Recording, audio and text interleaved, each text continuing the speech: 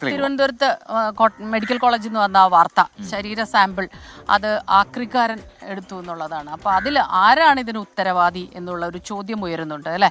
അപ്പോൾ ലാബിൽ നിന്നും ശരീര സാമ്പിൾ മോഷ്ടിച്ച കേസിൽ പ്രതി ആക്രിക്കാരനായ ഉത്തർപ്രദേശ് സ്വദേശി ഈശ്വർ ചന്ദിനെ ഇന്ന് കോടതിയിൽ ഹാജരാക്കുന്നു.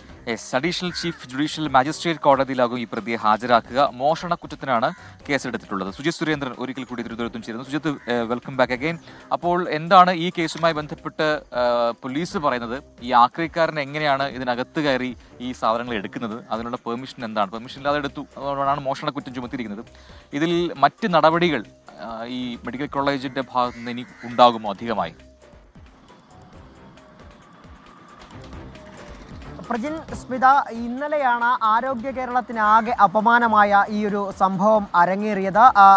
ഈ സൂക്ഷിച്ചിരുന്ന, അതായത് പത്തോളജി ലാബിന് മുന്നിലെ പടിക്കെട്ടിൽ, തുറസായ പടിക്കെട്ടിൽ അലക്ഷ്യമായി ജീവനക്കാരൻ വെച്ചിരുന്ന ഈ ശരീരഭാഗങ്ങൾ ആണ് ഇന്നലെ ആക്രിക്കാരനായുള്ള ഉത്തർപ്രദേശ് സ്വദേശി കൈക്കലാക്കിയത്. ഈ ഉത്തർപ്രദേശ് സ്വദേശിയായിട്ടുള്ള ഈശ്വർ ചന്ദിനെ ഇന്നലെ തന്നെ പോലീസ് പിടികൂടുകയും ചെയ്തിരുന്നു. ഈ ലാബ് ജീവനക്കാർ നൽകിയ വിവരങ്ങളുടെ അടിസ്ഥാനത്തിലായിരുന്നു ഇയാളെ പിടികൂടിയത്.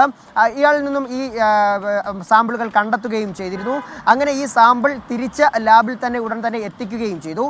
ഇത് മറ്റു തരത്തിലുള്ള പ്രശ്നങ്ങളൊന്നുമില്ല, ഇത് പരിശോധനയ്ക്ക് ബുദ്ധിമുട്ടൊന്നുമില്ല എന്ന് പത്തോളജി വിഭാഗം മേധാവി അറിയിക്കുകയും ചെയ്തിരുന്നു. എന്നാൽ രാത്രിയോടുകൂടിയാണ് ആശുപത്രി സൂപ്രണ്ട് വിഷയത്തിൽ പോലീസിന് രേഖാമൂലം പരാതി നൽകിയത്. ഈ പരാതിയുടെ അടിസ്ഥാനത്തിലാണ് മെഡിക്കൽ കോളേജ് പോലീസ് ഇയാൾക്കെതിരെ കേസ് രജിസ്റ്റർ ചെയ്യുകയും ഇയാളെ വീണ്ടും കസ്റ്റഡിയിൽ എടുക്കുകയും ചെയ്തിട്ടുള്ളത്. ഇന്നലെ രാത്രി തന്നെ അറസ്റ്റ് രേഖപ്പെടുത്തി ഇന്ന് രാവിലെ കോടതിയിൽ ഹാജരാക്കാനാണ് പോലീസിൻ്റെ തീരുമാനം.